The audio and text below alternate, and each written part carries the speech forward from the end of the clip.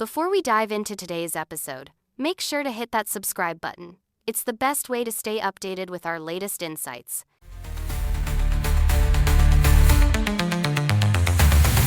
Ladies and gentlemen, welcome to the CTSS Academy podcast. The energy is electric. The crowd is alive. Let's dive into greatness. We're champions strong.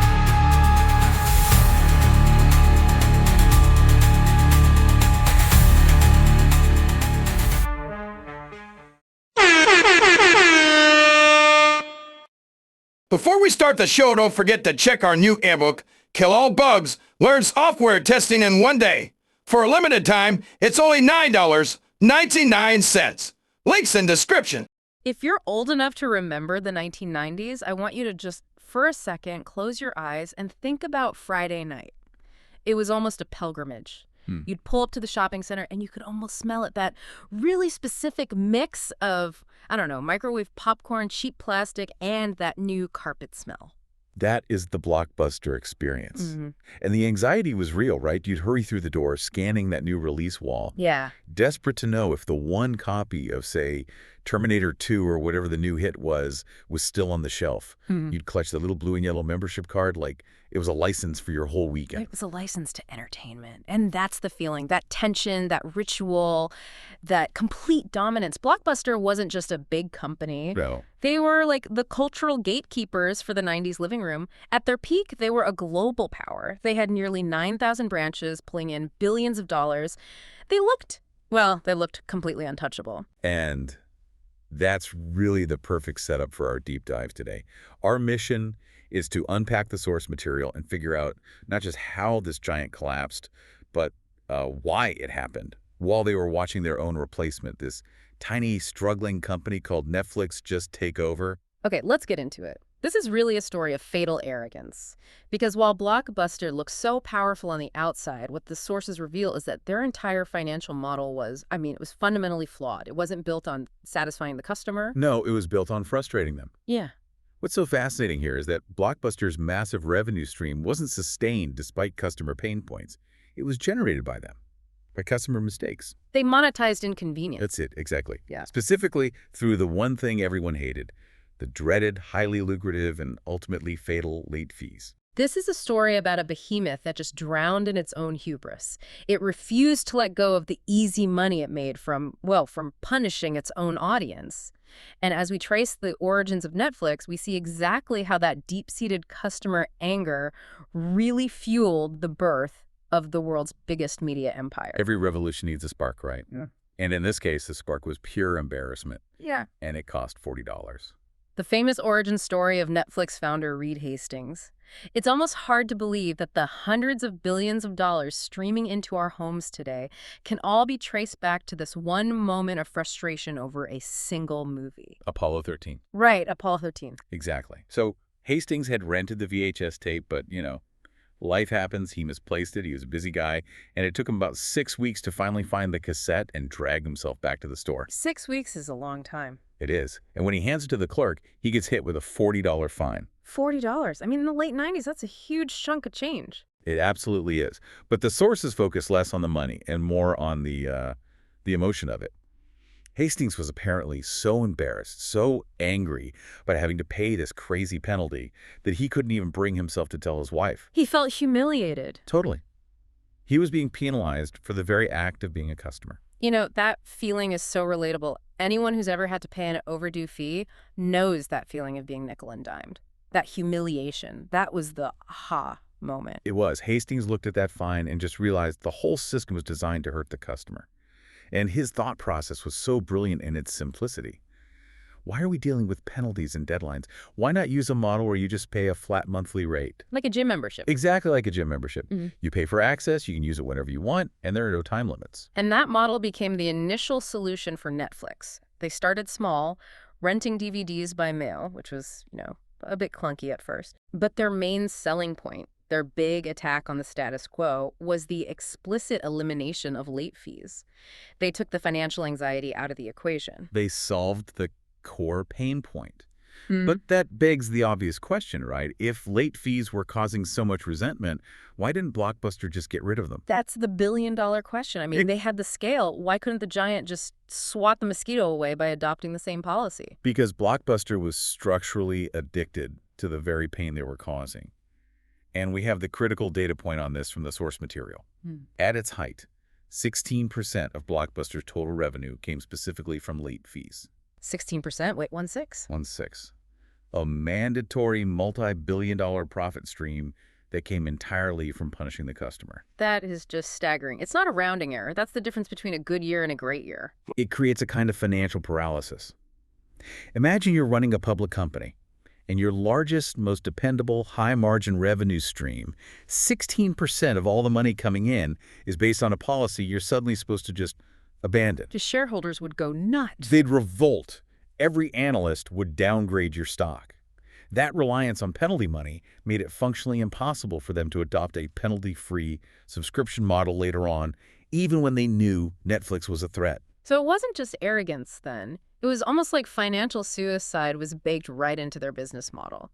They couldn't join the future because it meant gutting 16% of their present. They were trapped by their own success. That structural weakness brings us to the year 2000, and to the moment that will just forever define Blockbuster's failure, the Dallas meeting, the point where they literally laughed off their own future. Yeah, and we need to set the context here carefully.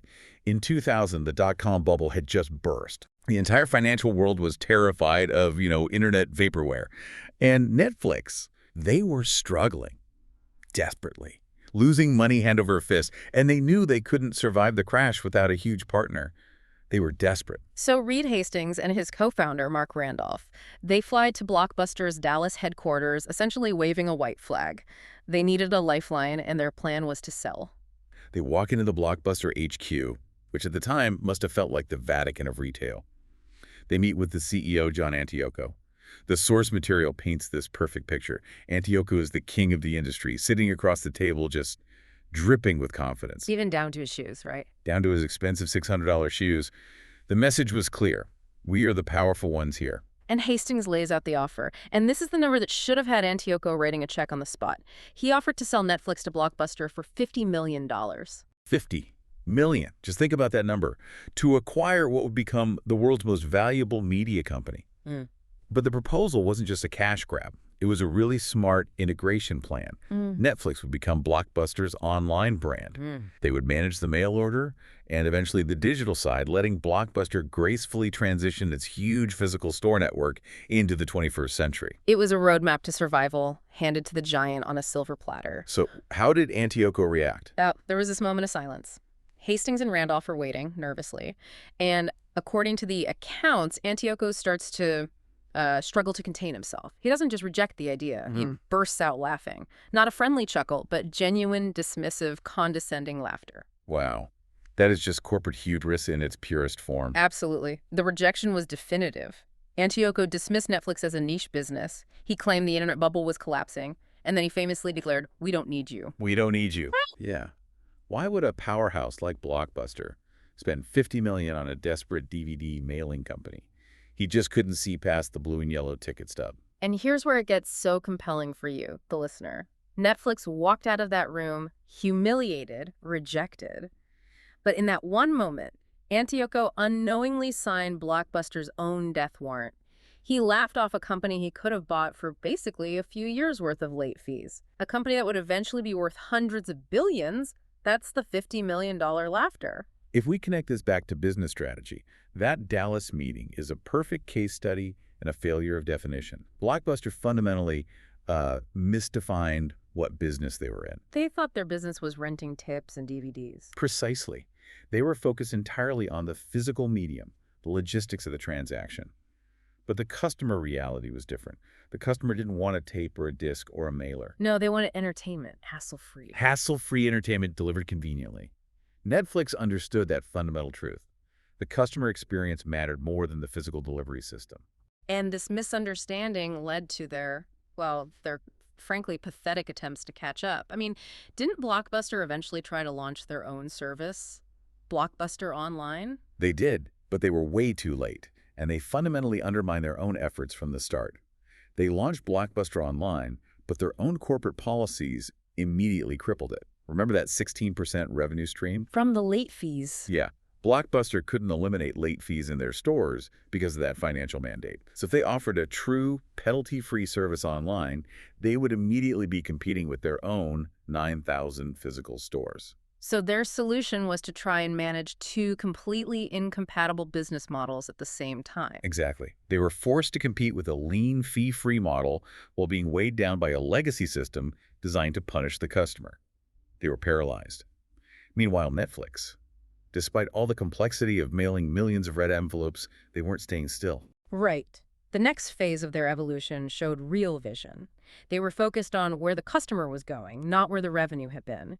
They kept mailing DVDs, but as internet speeds got better, they made the really courageous move into streaming. And that wasn't a sure thing at all. Streaming in the mid-2000s was clunky, bandwidth was expensive, getting studios to agree to licenses was a huge risk. Yeah. But Netflix took that leap because they weren't defined by the physical object.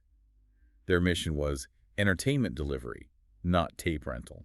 And Blockbuster, meanwhile, was still counting the late fees, unable to really pivot to a digital model because their own accounting rules tied their hands. They had the opportunity, they had the capital, but their reliance on that sweet penalty-based revenue was the anchor that dragged them to the bottom. They were too busy maximizing the wrong profit instead of innovating for the right future. Yeah. They had been so profitable for so long that they mistook that profitability for sustainability. So the final scorecard, just a decade after that infamous meeting, it provides the clearest and maybe the most brutal business lesson you can imagine. By 2010, the global giant was just gone. Blockbuster filed for bankruptcy. Those 9,000 blue and yellow stores vanished almost overnight. It's a testament to how fast disruption can move once it really gets momentum. And the company that was laughed out of the Dallas office, the one they called a niche business. Today, Netflix's value is measured in the hundreds of billions of dollars. They became the world's largest media empire. They fundamentally changed how humanity consumes entertainment. It's the ultimate irony of that $50 million offer. And the final chapter for Blockbuster. Only a single franchise store is left in the entire world. It's in Bend, Oregon. But it doesn't really function as a rental business anymore. What is it then? It's a museum. It's a relic for tourists to take selfies with the old signs, a monument to the failure of vision. If we connect this story to the bigger picture, the core lesson from all the sources is incredibly stark, and it applies to every single industry you interact with today. If you, as a business, fail to solve your customer's fundamental repetitive problem, like a $40 late fee, someone else will solve it for you. And that person will use that very pain point as the fuel for their entire company. It's the cost of institutional denial. They were warned, they were offered a way out, and they laughed. The crucial warning here is just timeless. When the disruptor comes knocking, whether they're small or desperate, never mistake their lack of size for a lack of threat. Because the innovation you refuse to buy for $50 million today May very well be the one that buries you tomorrow. Exactly. That is the essence of this deep dive. The simplest, most avoidable pain point, a hidden fee, became the motivation for world domination. So let's leave you with this final thought. Considering the entire motivation for Netflix was eliminating customer punishment, what crucial hidden pain point or small irritating fee in a currently dominant industry are consumers just quietly waiting for someone to solve today? What's the next late fee waiting to be disrupted, and who's going to be the next Reed Hastings to turn that irritation into an empire? Think about that as you scroll through Netflix's massive library, a library that only exists because one CEO felt a little too comfortable in his $600 shoes. Thanks for diving deep with us. Thanks for listening. If you found value in today's episode, please subscribe and leave us a review. It helps more people find the show. See you in the next one. Hey, yo, haven't you checked out our new book yet? Link in description.